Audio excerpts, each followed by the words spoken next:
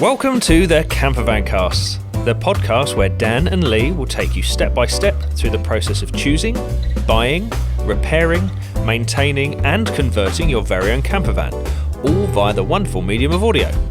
And we're going to be filming it too, so you can watch it on the Combe Valley Campers YouTube channel. We are live.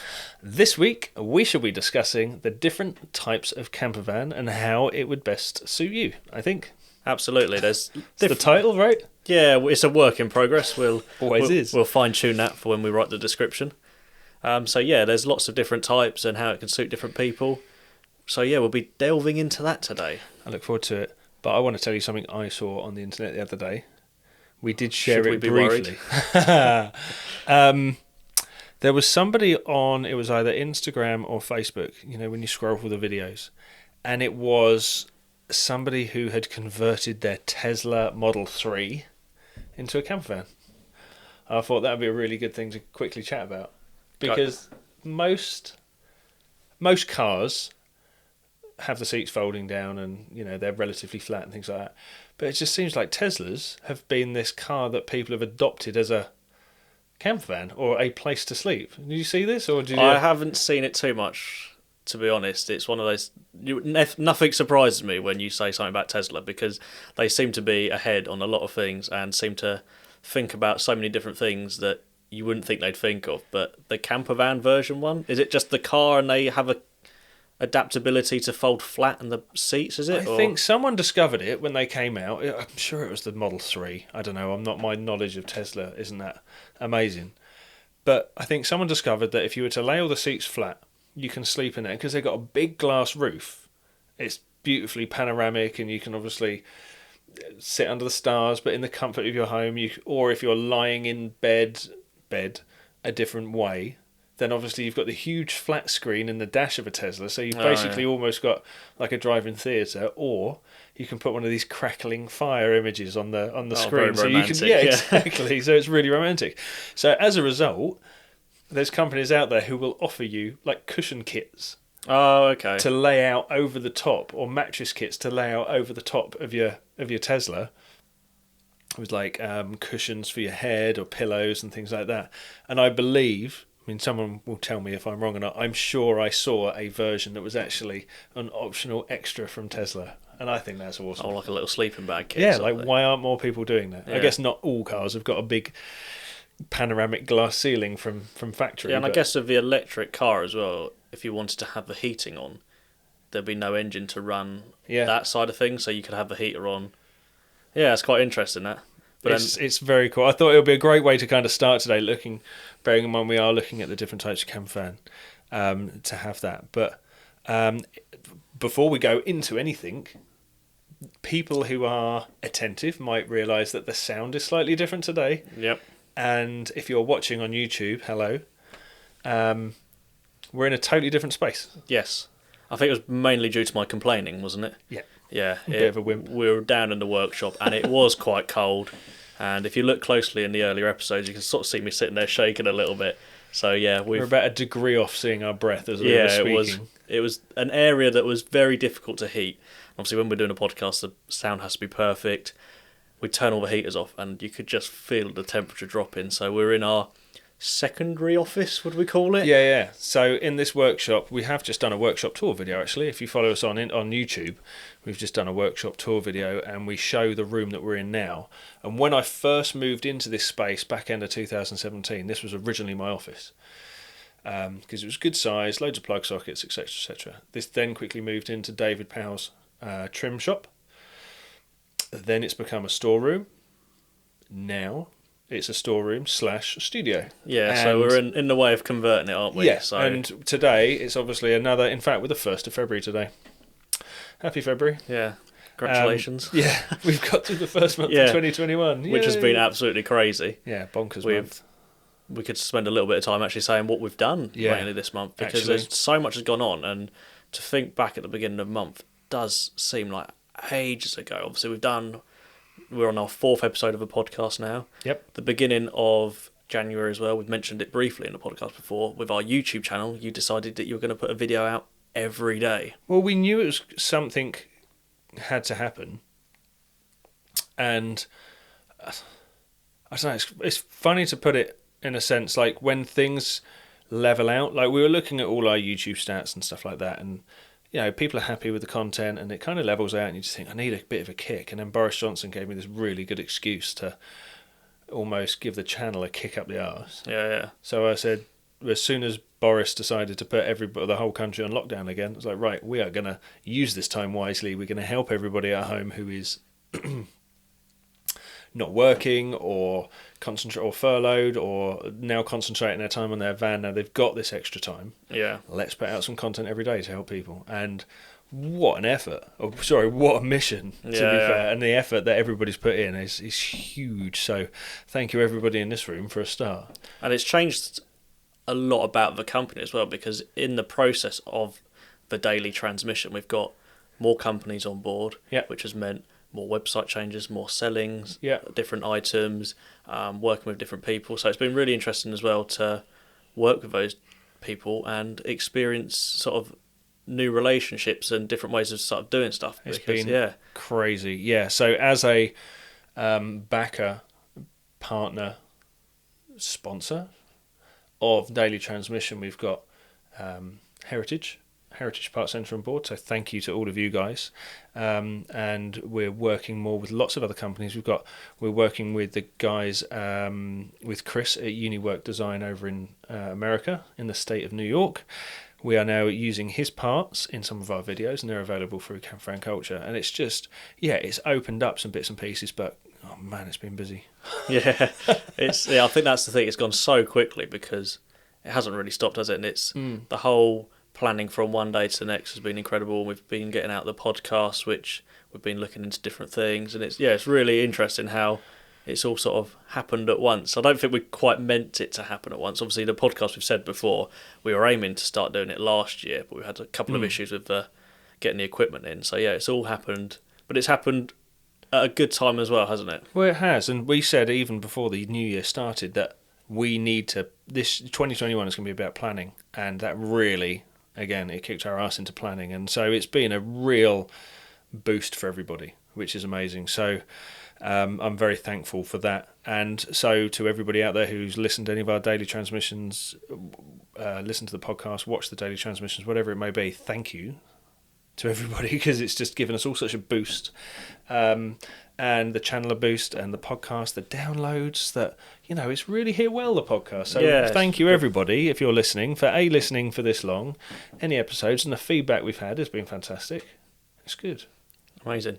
And it's going to put us into nicely, because we've been talking about a bit of planning at the end there, the next category that we're going to discuss on today's episode. So we've spoken. So if you've watched or listened to the podcast from the start, which we absolutely recommend, because although you don't need to listen to them, so to speak, to understand what we're talking about, we're going on a journey from episode 1. Well, episode 1 was sort of our pilot, where we sort of talk about mess around. Yeah, talking about what we works. aim to do, and then episode 2 we were talking about if you should choose a camper van, if it's for you. Then episode 3 last week we spoke about if you should build your own camper van, so the interior side of stuff, or buy one. Yeah, build versus buy.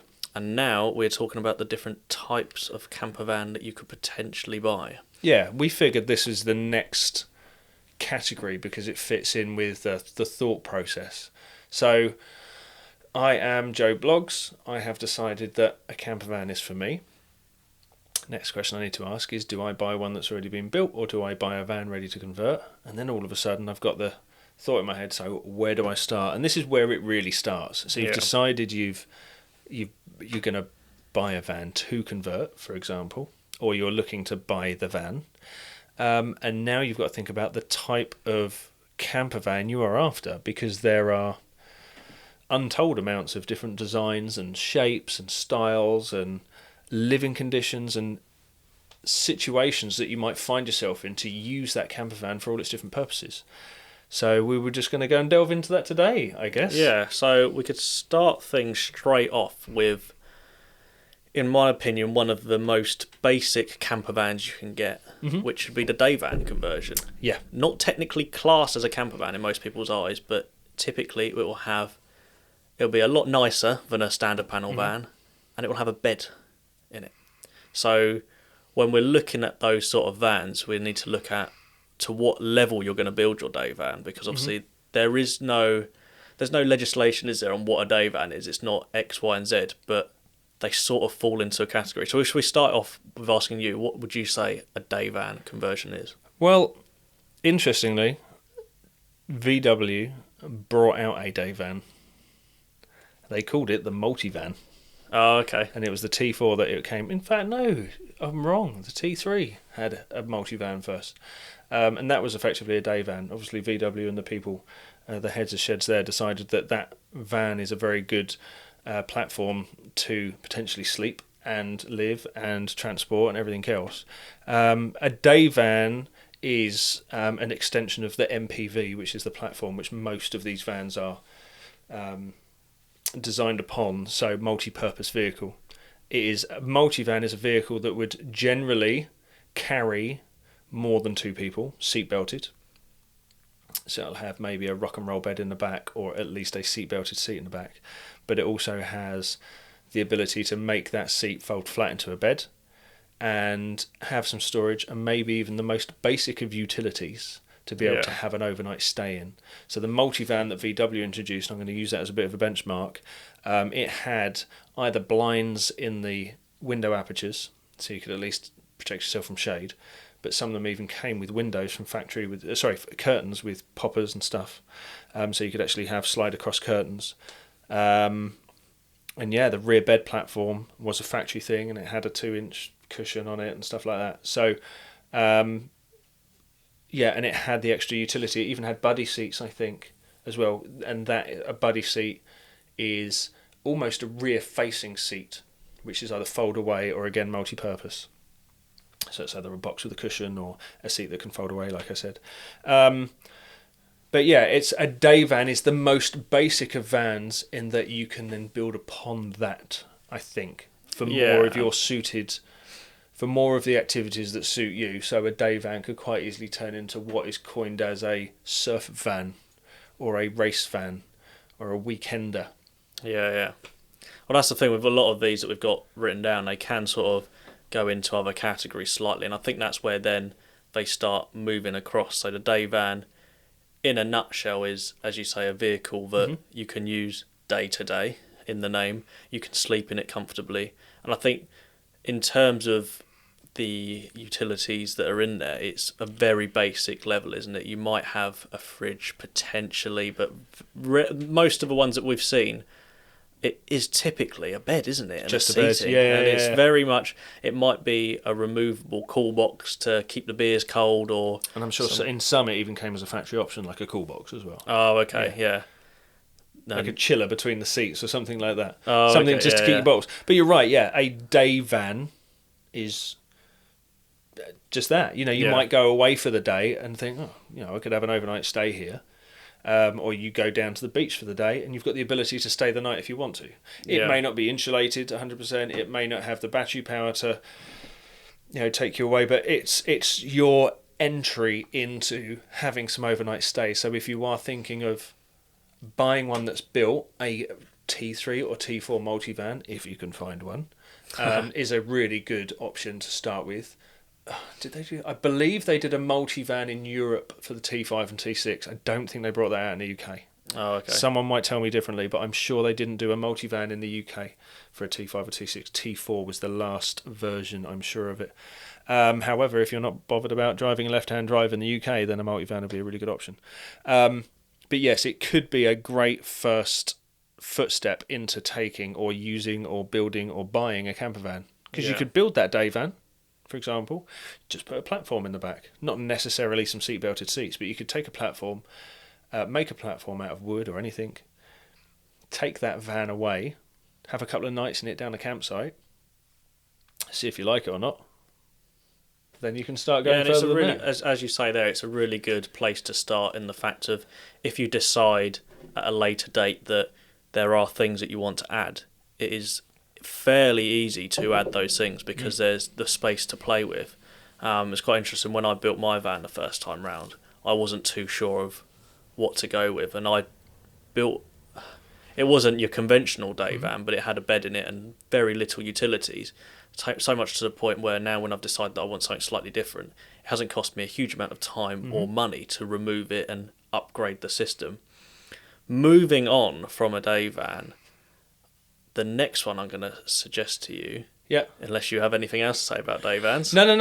I wanted to tie up basically. My experience with day vans is that's how I started, like you.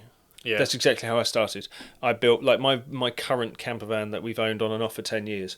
The first thing I did with that was make a rear platform and had a bed, and that's how my wife and I went down to Newquay, the Run to the Sun Festival, for those who remember that. We just go away camping in it like that. Yeah. And so it's really, really good. And if it's probably the cheapest version of van or overnight vehicle that you can make as well, because if you find you don't like it, rip it out in 2 minutes and it's done. And then you go, right, do you know what? Camping in any way, shape or form is not for me. Yeah. Do you know what? Hell, you could even just throw a blow-up double mattress in the back. You know what I mean? You could just have an empty van, throw a double blow-up mattress in it, and that is the cheapest camper van. You could probably make 30 quid on eBay or Amazon for a blow-up mattress. Get a pump, throw it in the back, job done. Well, that goes back to our earlier episodes. A camper van is what you make of it and what you require yourself, Absolutely. isn't it? If you're happy with just having it as a tent on wheels, then that's absolutely perfect. Yep. And you don't have to spend really any money at all on it. You might want to invest in a decent sleeping bag because it's not going to be the warmest of places. But But that or a warm partner. Yeah. So yeah, that is, and I guess the disadvantage of the day van, if we're going to stick on that for a second, would be the fact of the limited facilities. Really, you're going to have to, if you haven't got an onboard toilet or an onboard sink and cooker, you need to stay fairly close to where you can get food and water. Yeah, or if you're used to roughing it and you're not bothered about fixed utilities. Dude, I lived on a truck in Iraq for 6 months, and that exactly wasn't a camper van. You know what I mean? So as long as you've got a jerry can of water and a mess tin to, have a shave in or whatever, you can adapt. Yeah. But it is the cheapest way to get away. It's not for most people. No. Yeah. Wouldn't recommend living on the back of a army van in Iraq. So yeah, when we go on to day van, would we talk about combi vans as well? Because they can be similar in a sense. We've obviously worked with 40 Winks who have the bed systems. Yep.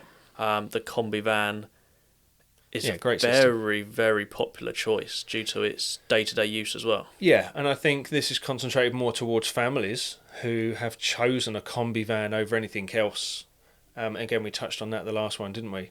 A combi van can quite easily be made into that day van or adapted into a camper van with the likes of a rear bed platform, whoever it's from. We, as people know, we completely endorse 40 Winks and we sell them on our website and everything else. But you can very easily make quite a discreet, full-blown camper van out of a combi. You can have the full electric system, you can maybe have some underslung water tanks, you could even have a pod system in there. Yep. Or you could have a camper van where the combi seat lays flat forward and then you live out the camper van out the tailgate, as opposed to the sliding door. The more conventional camper van style is you live out of the sliding door per se. But in a combi van, you could quite easily put all of your utilities in the back and live out the back of the van. Yeah, and that's interesting as you say that. There's one item to a camper van that can be fitted to any of these camper vans, and that's what you've just briefly talked about, which is an awning. Yep.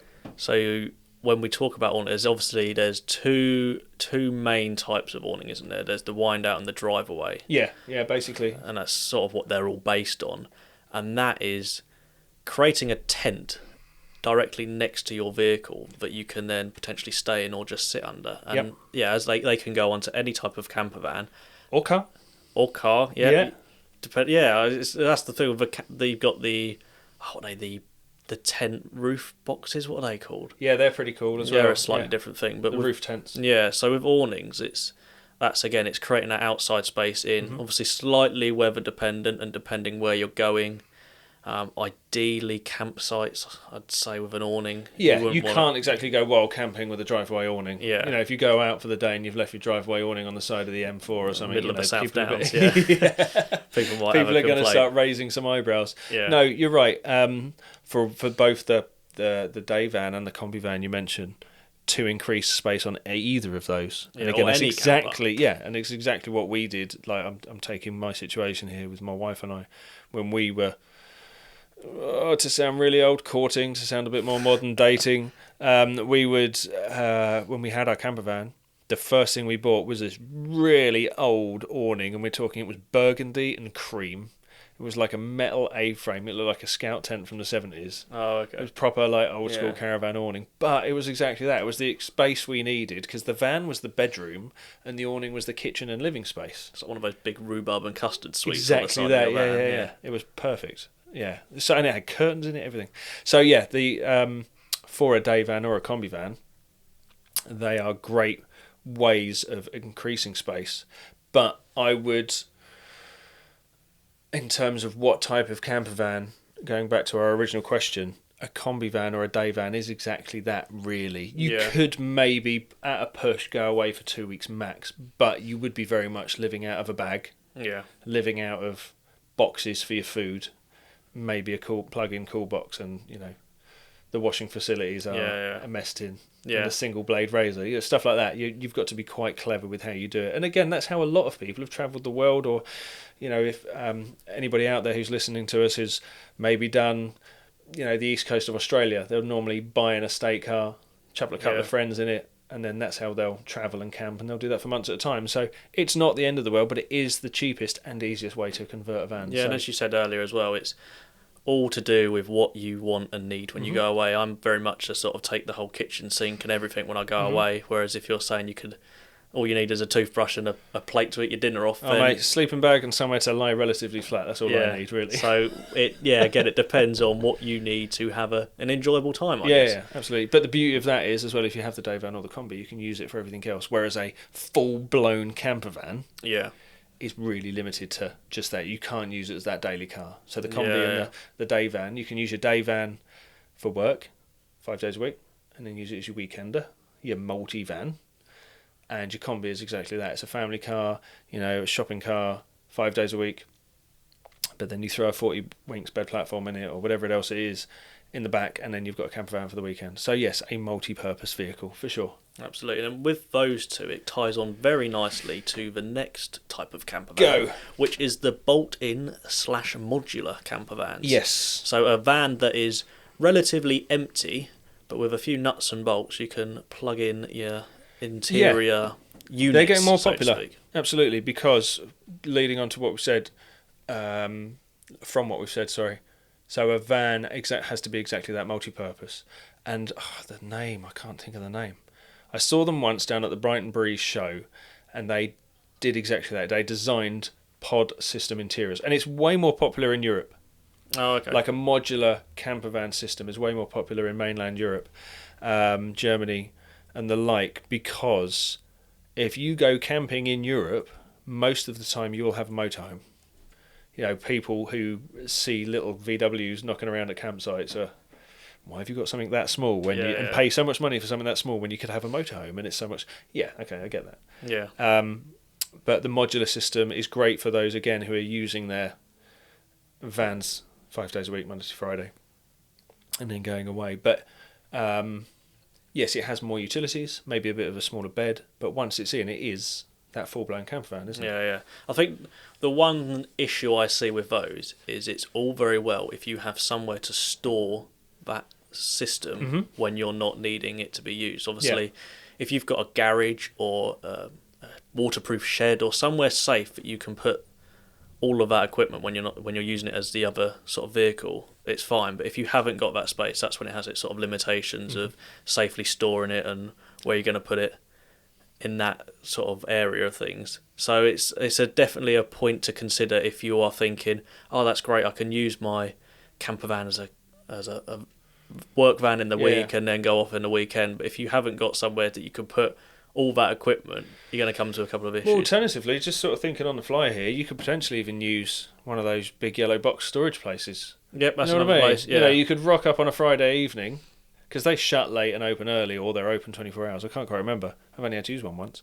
But yeah, you'd only need a size as big as the gear that you've got. Yeah.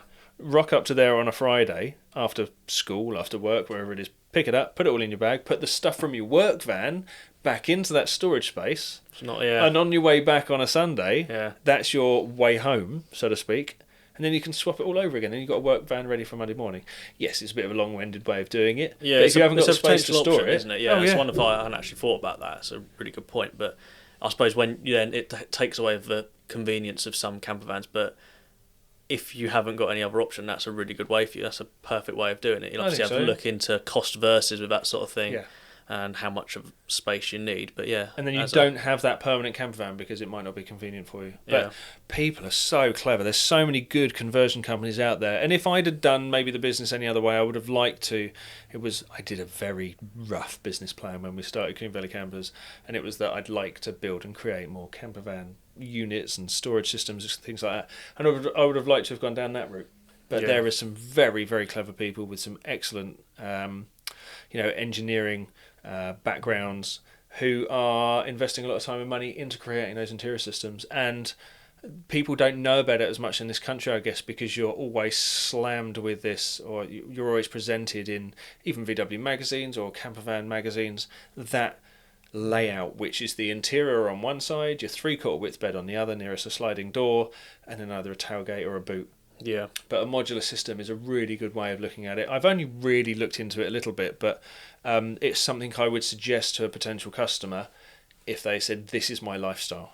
Yeah. Yeah. And I think, again, what type of camper van for me? If you're a busy bloke or woman, if you've or family, you do need to have that facility of using your van during the day or during the week, then, yeah, a modular system is a great way. Great way to go. Nice suggestion. Yeah.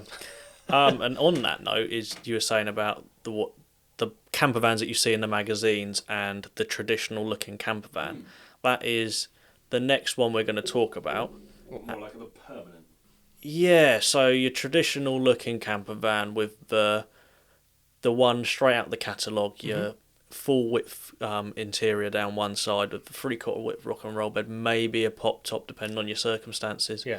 And you got the gas hob and the fridge and the sink. And that style of camper van is very popular.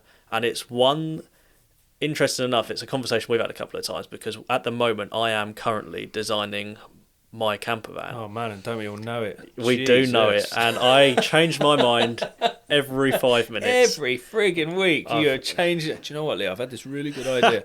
Yeah, go on, Dan. Go on, tell me Revolution. about it. Oh my God. Yeah, for people who don't know, don't ask Dan about what camper he's going to build. I could probably forward I'm pulling your leg, I'm joking. Forward on the PDF document of the 9 pages. But after many changes to it, we've sort of looked there and thought, why reinvent the wheel, so to speak? Because I think that's one mistake a lot of people could potentially fall down, is creating this really bespoke camper van that there is a reason why most camper vans are laid out the way they do. And it's something you said to me the other day. You was like, why do you think most camper vans are laid out that way? It's because it's a really good way of using the space. Yep. And it's a good way of getting a full length bed in that you can tuck out the way. Because if anyone doesn't know about the rock and roll beds, they are the chair system that the back of a chair, I'm doing an action here that we're on a podcast that no one can see, but if you're on YouTube, the back of a chair and the front of a chair sort of fold flat to create a 6-foot bed. They're known as a Z bed in Z the US bed as well, rock and because roll.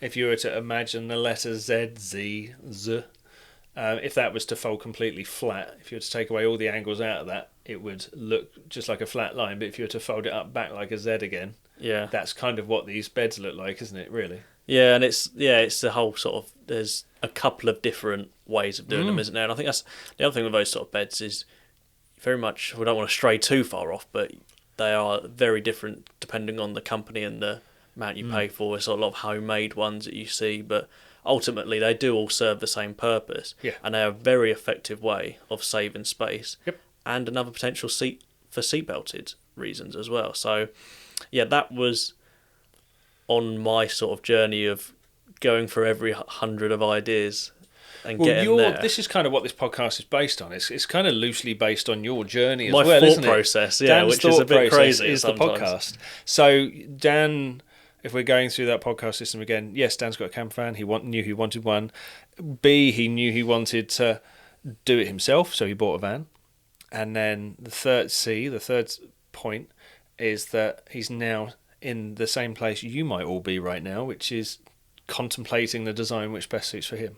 And we are going to go into, this is kind of what we're discussing now, isn't it? That it's that the type of van, combi van, camper van, is totally dependent on your lifestyle. So you decided with your partner that you like overlanding, sorry, that's the wrong. You like going away for more than a week at a time. Yep. You said yourself, you like to go away with everything in the van. Yep. So you need storage space, you need a 3/4 width bed, and you need space to put all your boats, bikes, outdoor equipment. Yeah. And now, after looking at horseshoe-shaped seating designs, L shapes, and all sorts of things, you've actually come to the conclusion, like you said, is why reinvent the wheel? Yeah. Let's do a full-length interior down one side. I know you're not 100% with this either, so hold on to your hats, people. There is probably another change. We go over my newest idea. There is another change coming for Dan's interior design. And yeah, so you've resigned to the fact that you do like to do a lot of living in the van. It's a good space. You don't need a pop-top just yet. Mm-hmm. And you like to rock up to site and not necessarily want to spend an hour setting up. So you want everything in the van. And that's what I love about the camper vans, is the fact that if you've got a combi or a day van, you're going to rock up to site and maybe spend an hour putting your awning up and pegging everything out, whereas you, in your new design, one day, hopefully, can just rock up to site and ta-da, you just crack open a beer and fold out your chair and you're done. And that's kind of how I want to do as well. I will go into the design I want to do for Bully one day a bit in more detail, because I think that might be an episode on its bloody self, to be honest with you. Yeah, I mean, you've got some big plans for that.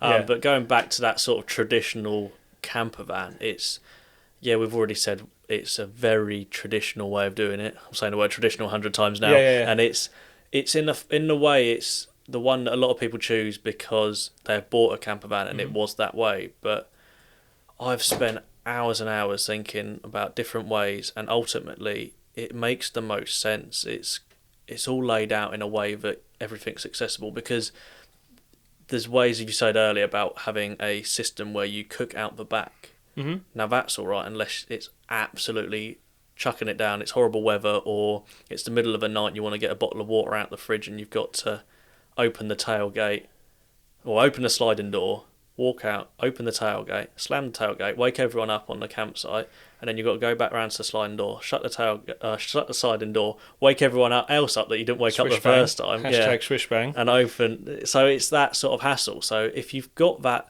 traditional layout, it's all there and it's all ready, as you say, to go away. And which is why you see all these conversion companies doing that. Yeah. They've got that interior down one side, they've got the bed, and which is why it only comes in 5 different colours. Effectively, all these people got these beautiful, beautiful designs, all made of different materials, but effectively it's just a line of cupboards with a hob in the top and a sink in the top and a bed. Yeah. You can pretty it up or, jazz it up in any which way you want, but effectively you've got an interior down one side. Yeah. I've seen some beautiful adaptations and different ways around it and stuff like that as well. And also as well, if you were to tell Joe Bloggs in the street, I've got a camper van, what's he going to think of? Is he going to see one of these two splitties in front of us or behind us and go, yeah, that's a camper van? Or is he going to look at your day van or combi and go, nah, that's not a camper van? Yeah. So, with this the title is, isn't it? It's the type of camper van you want, but I think what we're getting at is it's totally dependent on your situation, isn't it? Yeah, 100%, and that's what it's been throughout this entire podcast. And there's reasons and situations why that type of camper van wouldn't work. We spoke last week about one of our patron supporters who wanted to keep bikes in the van, and that way wouldn't work because it takes up far too much space to then get a bike in as well. So it's very dependent on what you're doing and what you're using it for, but at the same time you can bring those elements together to get a vehicle that's perfect for you. And I think that's, in terms of the beds, we talked about the 3/4 width beds, but how many different sizes do they come in? 3, 4 maybe? So well, custom made. Yeah, you can get them custom made as well. So that again depends on your circumstances. The next thing that sort of ties into that very closely because it's a very big category would be the off-grid and overland. You mentioned it a little bit. Yeah. Have you had much experience? Obviously, your army days, they were very much off-grid and they were massive systems. Yeah. But in terms of campervanning, what level can people expect? Because we always have the email, don't we? Though, I want to go off-grid. That means what does that mean so to you? much, Yeah, doesn't yeah. it? That could be... So the definition of off-grid is going away from mains and water. It's the ability to be self-contained for a longer period of time. Yeah. Now, there's no set rules as to how long you should be able to stay away without any other form of interaction top-up. There's no say on how long it should be, which then means you're classified or categorised as an overlander or not. But people want to be off-grid to be able to explore that little bit further off the beaten path without needing to pop into the local supermarket. Yeah. And you've got to be a certain type of camper. You've got to be a certain type of person, I think, to know that you're going to stay on a vehicle or in a vehicle with your nearest and dearest for more than 3 days without seeing, another shop, another person. Yeah. And there's, so off-grid is being self-contained. And there is more than one reason for doing that as well, and I'll go into that in a little bit. But what off-grid would mean is that you're generating your own electricity through a form of solar panel or generator, because it's quite commonplace for people to have generators. Or you've got a very clever power management system and batteries with the likes of lithium-ion batteries. They can last forever and ever. Forever and ever, it's a bit of a quote, isn't it? But they can certainly last a long time. And that's also having things like large water tanks and waste tanks and provisions for heating, be it either gas or diesel or some sort of raw fuel, fossil fuel to be able to do that.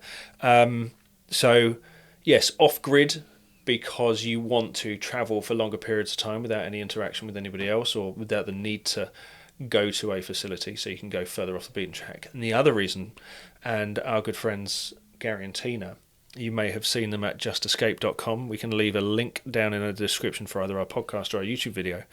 They have built more than one vehicle now that is highly regarded as overlanding, if you like to coin that phrase, but definitely off-grid. And they have done it not just for the ability to stay away for longer, but also for the environmental reasons as well. They won't need to plug in.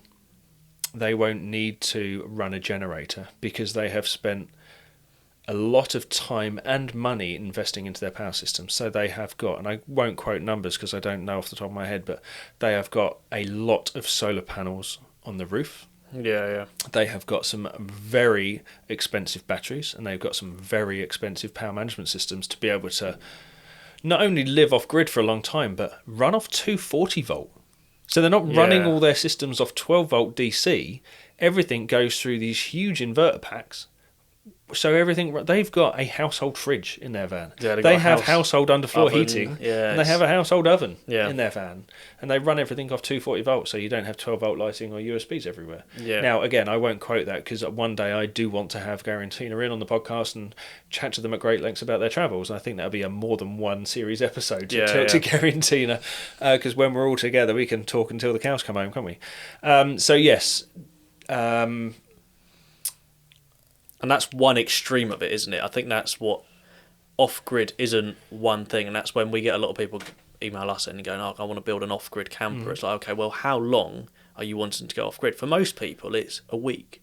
They don't want to pay, but they don't want to be kept into the confines of a campsite. They want to be able to sort of rock up to places that they want to visit and stay away. And it comes into, as you say, three main things, and it's your water, your power, and your storage. So you've got to factor those things in when you're building your van. So you've got to think, however long you're going to go away for, what storage you need for those sort of things. Because if you're going away in a camper for 2 nights, you're going to need a much smaller fridge than if you were going to go away for 2 weeks, for example. So, and obviously it comes with the costs as well. Typically the larger electric systems, the bigger the price on it. You just said about their battery system, it was thousands of pounds on there. Sure. Whereas if you wanted to go and build a off-grid system for a week, you'd be looking at a couple of solar panels, some good batteries, and maybe a thousand. And it depends on your requirements as well. It absolutely varies, and that's the biggest thing with that. And you've got if you're thinking I want to go off grid, there's a lot more than just I want to go off grid, and it takes a lot of research. And that'll be another one for another day, I think. Yeah, and what's mad is we're talking more off grid in terms of off road. Yes, because if you were to spend 30-40 grand on an RV, they're designed to be off grid. They've got generators, they've got solar, they're full on apartments on wheels, aren't they? Yeah. And they're designed to be on the road or whatever for a long period of times. But the sort of overlanding we've been concentrating on, I guess, is the off road side. So moving slightly into more of the off road, the off grid camper vans you'll more than likely see on a 4x4 platform. Yeah. So be it a Mercedes 4x4 or a Transit 4x4, Unimog, whatever it is, even looking into the large ex-military vehicles, a person may want to buy a vehicle platform and be off-grid because they want to explore. They want to go away for longer than that week. They potentially want to live in that vehicle, but they want to live in that vehicle anywhere on Earth. They want to be able to go to Mongolia. They want to go to China. They want to go wherever, they want to cross Russia and do an actual around the world circuit. You are going to need a bigger platform. Yeah, and I think that's again, it varies so much. What one person might see as off grid was driving down to your beach, parking on the stones and staying there for 4 days. Yeah. Is absolutely nothing compared to the person that wants to take a year out and travel all the way around the world, as you say. And the type of van / vehicle you're going to need for both of those activities is going to be completely different. Yeah. So yeah, you mentioned it a little bit there as well. Is people to live in vans? The whole quote, the van life. The van life, yes. Hashtag van life. Yeah, we mention it every week. And it's the trendy thing. Yeah. It's the trendy thing. If you are into camper vans at all, you may follow us, you may follow other people on YouTube or Instagram. The romantic thing is, well, there's 2 romantic words or the key words when it comes to camper vans. One is certainly off-grid overland. Yep. And the other is van lifing. We don't want to go into that too much today because I think that is a podcast on its own. It's just talking about the whole van life movement. But it's soft roading. Yes. So not most people who would van life, I wouldn't see many in a 4x4 for a start. So they would, but they want to live in that van and they want to wake up in a new place every day. I think that's what van lifing is. Yeah. And it's not. This is an entirely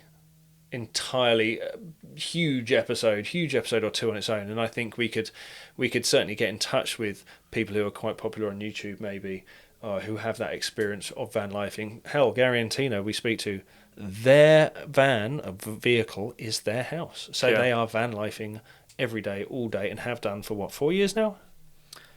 Their residence is their vehicle, isn't it? Yeah, and I think that's, again, we keep saying there's this massive divide, and there's people that, like, we all know social media isn't real. There's people on there that will promote things that it might not necessarily be how it is. And again as well is you only post your best bits on social media. Mm-hmm. So these people that are taking a picture of their van parked up in a beautiful sunny place and they're all outside smiling on the beach, that's probably 30% of the time. The rest of it's roadside issues. Yeah, but again, I think I don't want to delve too much into that. No. We're talking today about the types of camper van and how I know that's all romantic, but if you are looking for that van life van, in terms of building one, living in one, using one, for the most part, you are looking at a bigger platform vehicle that you could convert and live in. And when I say a live-in van, the beauty of a smaller van, such as a VW camper, is that you can use it as a passenger vehicle, and then you fold out the bed. Now, if you speak to the likes of Gary and Tina or anybody else who lives in a van, you do not want to make your bed every day. So there's the big difference: having a permanent bed. Yep. And having permanent facilities. It's all well and good having your fold-out table and your fold-out seating, which is great because you've got to adapt a very small space to your day-to-day living.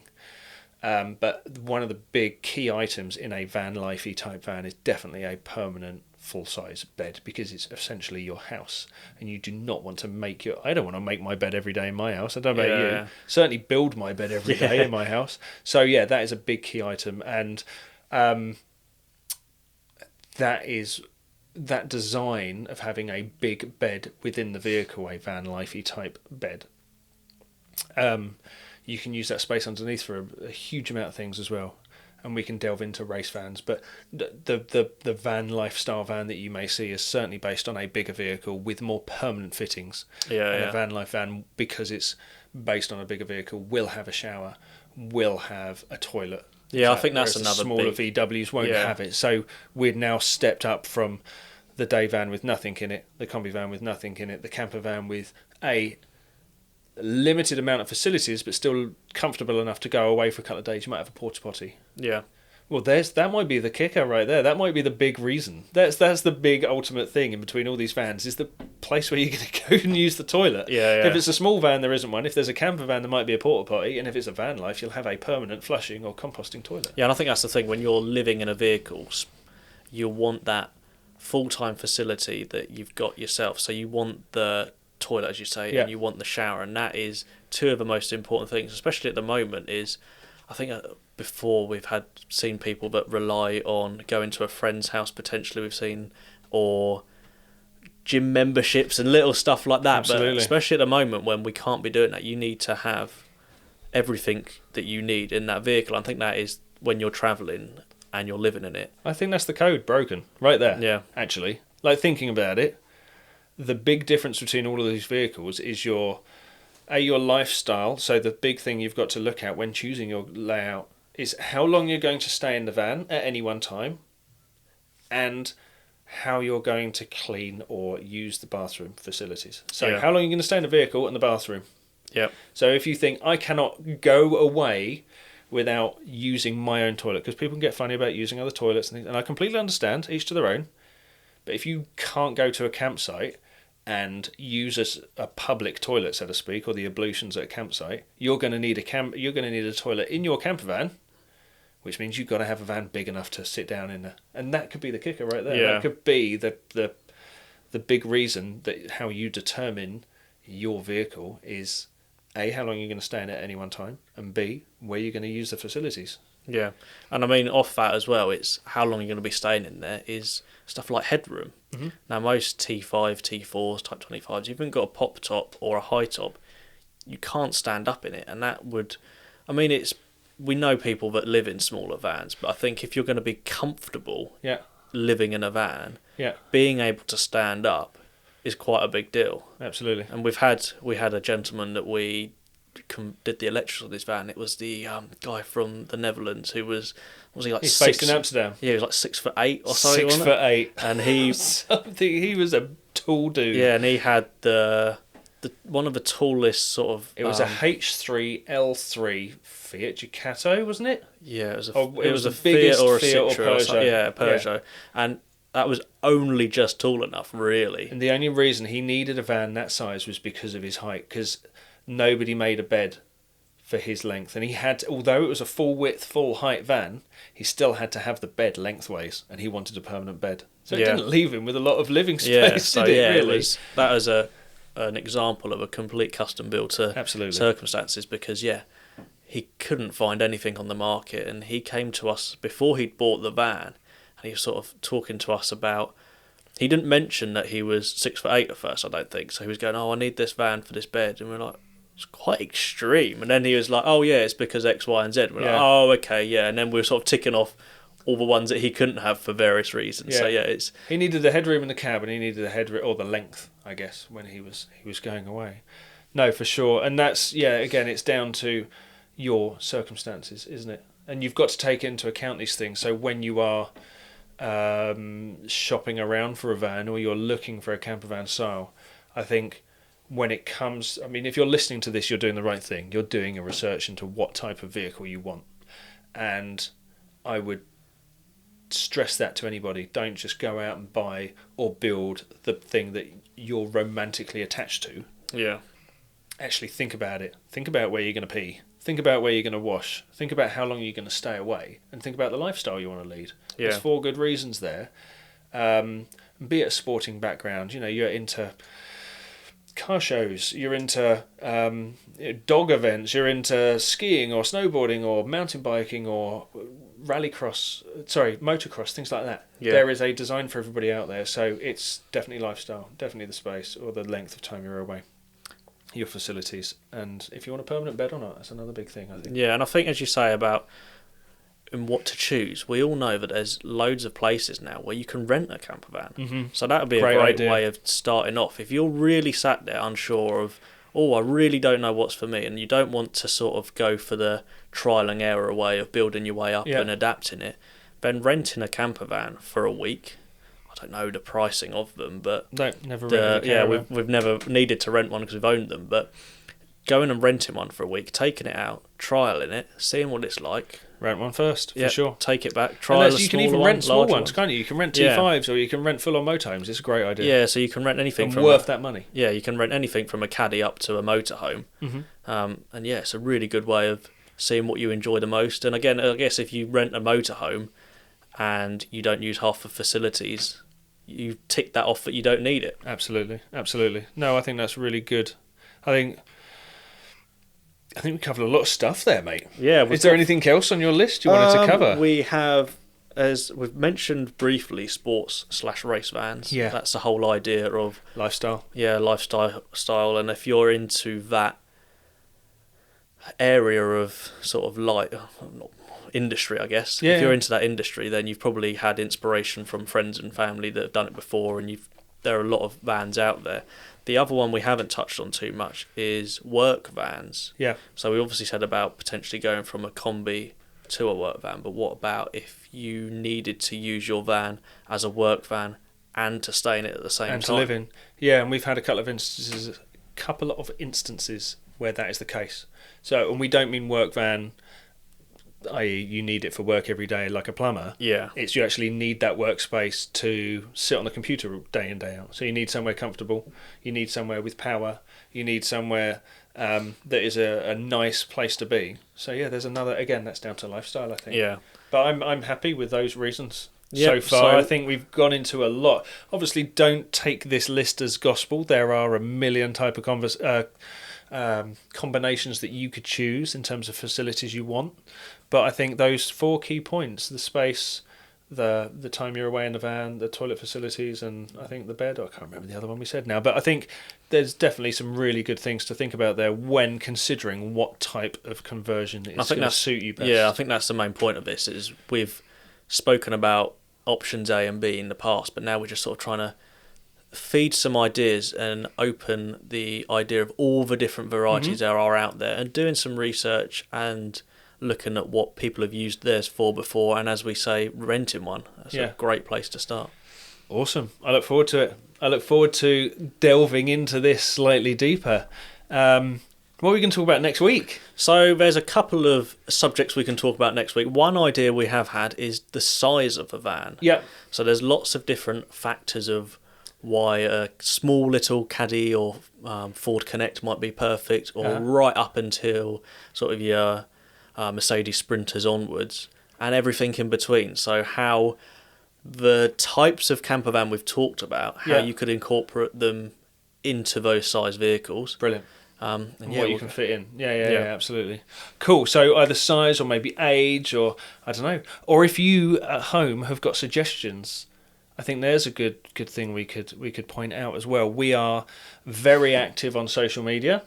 We are very active on YouTube. We are very active on email, and very much so on Patreon as well. I'm going to segue that beautifully into Patreon there.